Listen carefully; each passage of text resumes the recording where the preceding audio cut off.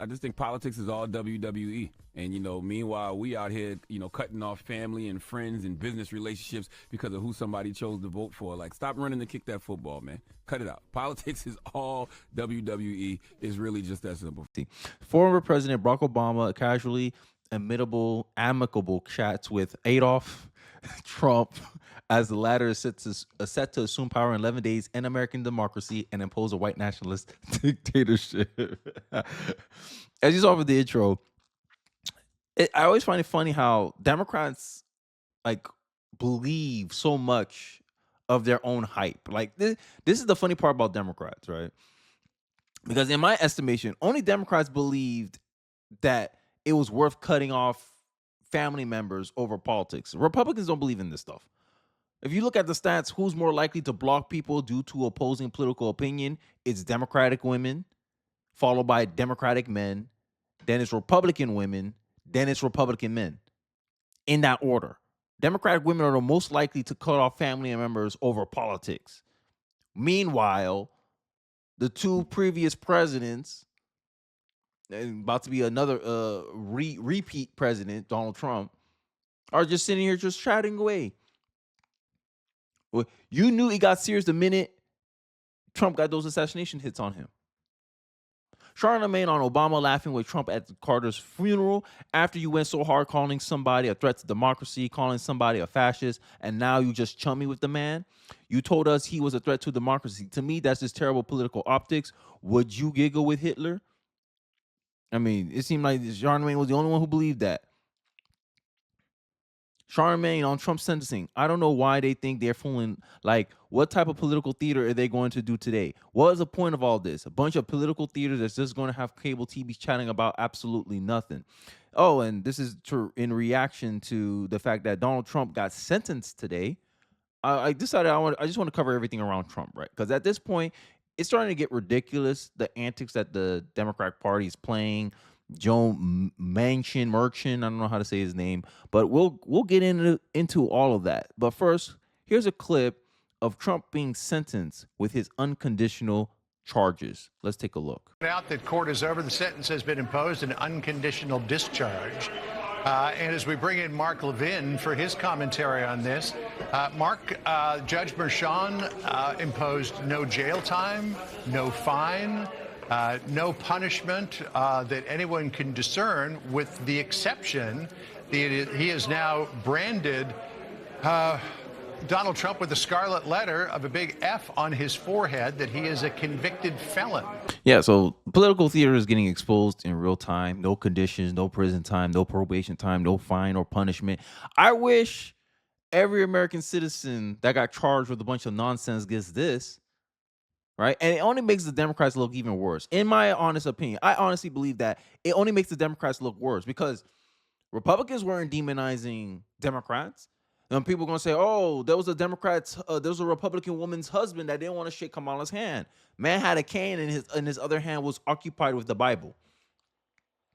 So you expect him to like fall to give Kamala Harris a handshake? That's how you know a lot of people don't hang around their elderly family members. When someone have a cane, you got to go to the hand that don't have the cane. But if the hand is occupied, the man's not going to fall on the floor just to shake your hand and to attempt to shake his hand, your Kamala Harris's hand. And this is the kind of optics theater that many people just don't trust the Democrats' judgment anymore. The Democrats freak out about damn near everything, and people just going like, yo, like you crying foul, you crying racism, you crying sexism, you crying this, you crying that. Y'all crying about everything under the sun, but y'all don't have any type of accountability for people on your side of the aisle. Also, your lackeys in the media can now say that Donald Trump is finally a convicted felon. Trump didn't realize how friendly interaction with Obama looked. I don't know. We just got along. President-elect Donald Trump discussed his interaction with former President Barack Obama, who was caught on camera at the funeral of former President Jimmy Carter Thursday morning. Trump, however, did not answer what the two political rivals talked about. Trump took questions from reporters at the gathering of Republican governors at Mar-a-Lago later in the day and told Fox News' Peter Doocy that his chat with Obama did look very friendly. I must say, Trump and Obama sat next to each other and talked, even laughed together at one point before the funeral service began. Right? I did look very much like so, right? But this is political theater. Thursday, he here chummy with Barack Obama, right? That tomorrow. Off the top, you mentioned the Carter funeral today. What were you talking to Barack Obama about? It did look very friendly, I must say. I thought you guys hated each other. I didn't realize it, how friendly it looked. I saw it on your wonderful network, just a little. So Thursday, Trump is talking with Barack Obama, right? Kamala looked like she dying inside, witnessing the two laughing. She's like, "How could you? How dare you?" Right? They cracking jokes about what's going on, and then in the next day, today, Trump gets sentenced in a charade of a charge. Like, what's an unconditional discharge? What is that? Just so you can convict them of a crime? Why not just drop the case? Why you have to convict them? So the media in 11 days from now can go on and say, Donald Trump's making history. As a convicted felon, he became president. This stuff don't work anymore, bro. Like, I don't understand the need to try to give this narrative to liberal journalists, pundits on these network shows so they can continue gaslighting us to hate each other. But Obama's chummy with them. Like, make it make sense. And people like Charlemagne finally figured out that this is all just a show. The Democrats just exaggerate everything. They make a mountain out of a molehill. They can get a paper cut and pretend that their finger got cut off. This is the Democratic Party for you. I feel like Democrats are starting to realize how much of a anticlimactic representatives of their party actually are. On Friday, President-elect Donald Trump said that the radical Democrats have lost another pathetic un-American witch hunt, which is many Americans see this so, after Judge Juan Merchan imposed a sentence of unconditional discharge in New York, falsifying business record case, because it was no case. They just made it up as they went along, right? This is show me the crime, show me the man, I'll show you the crime type of stuff. The radical Democrats have lost another pathetic un-American witch hunt after spending tens of millions of dollars, wasting over 6 years of obsessive work that should have been spent on protecting New Yorkers from violent, rampant crime that is destroying the city and state. Coordinating with Biden-Harris, the Department of Injustice, in a lawless weaponization and bringing complete baseless, illegal, and fake charges against your 47th and 47th president, me, I was given an unconditional discharge, Trump wrote. That result alone proved that, as all the legal scholars and experts have said, there is no case. There was never a case. But they get to run around, convicted felon. Convicted of what? Can't even tell you the charges. But, hey, he's a convicted felon. Oh, okay. And you wonder why Americans still voted for him. You wonder why none of the court cases actually worked against Donald Trump. You wonder why many people see the lawfare against Donald Trump as political. Because you just admitted with this fake charge that it was political. And now you losing people like Charlemagne. Charlemagne's able to see what your guys are doing. They're like, yo, y'all kiki and hollering with this dude. You chummy with him. You friendly with him. And you expect us to cut family members over this. You expect us to lambast our family members, calling them, oh, you are Nazi, but you laughing with Hitler. Right? Who they fooling? Who they fooling? Let's hear him in his own words, because this is peak awakening. I think only Democrats really believed all the hype, all the threat to the democracy stuff. That's why I said, like, the left, they perpetrate mostly of the political violence because they're the real true believers. Out of every political fraction that's in this country, out of independents, out of Republicans, out of Democrats are the true believers. Anything that their party say, they believe it as gospel. Oh, Biden told us that he would not pardon his son. Biden said it, so therefore it's true. He's not a liar like Trump.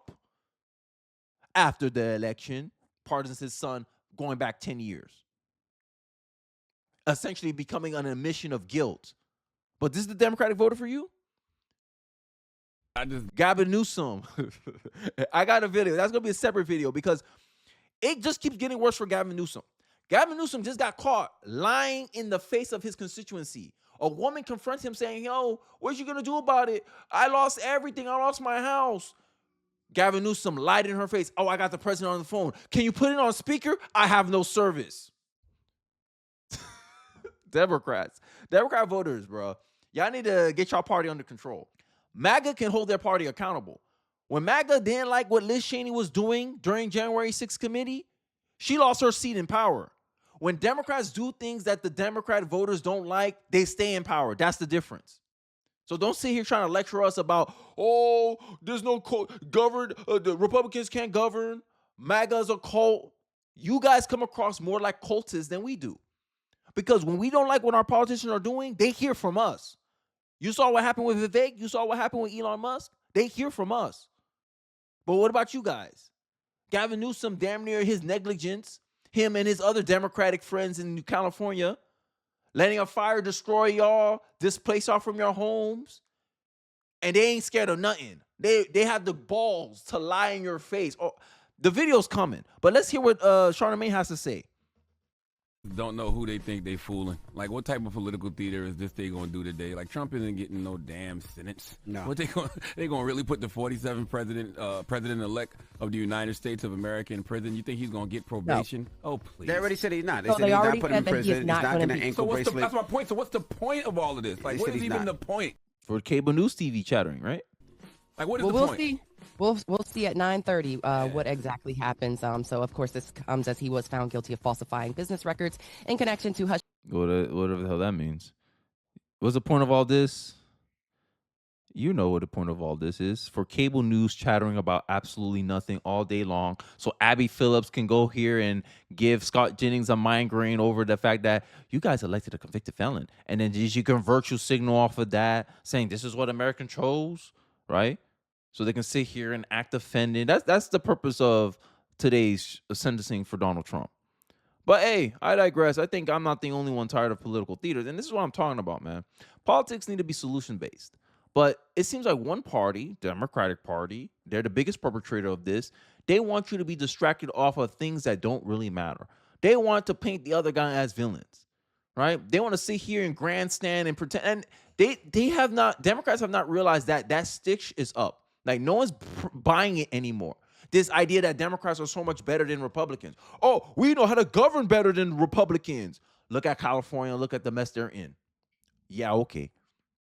Looking at Joe Biden over the past 4 years, want to do a last-minute buzzer beater to fix the problems. Yeah, okay.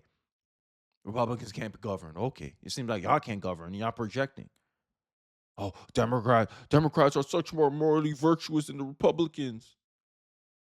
Sat there and lie in a woman's face. Yo, Democrats, bro. Y'all need to stop this. Y'all need to stop this holier-than-thou attitude. Y'all try to... nobody on. I'm mimicking Hakeem Jeffries, a.k.a. Bootleg Obama. Nobody on this side. He's talking about his party, Democrats, deny elections. If you're paying attention, you look back. Since 1988, they've been contesting elections when a Republican win. They contested George Bush's election. They contested Donald Trump when he won the first time.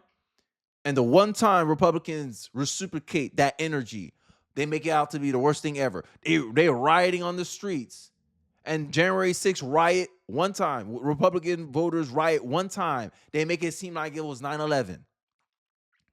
Damaged property, assaults cops, right? Trespassing.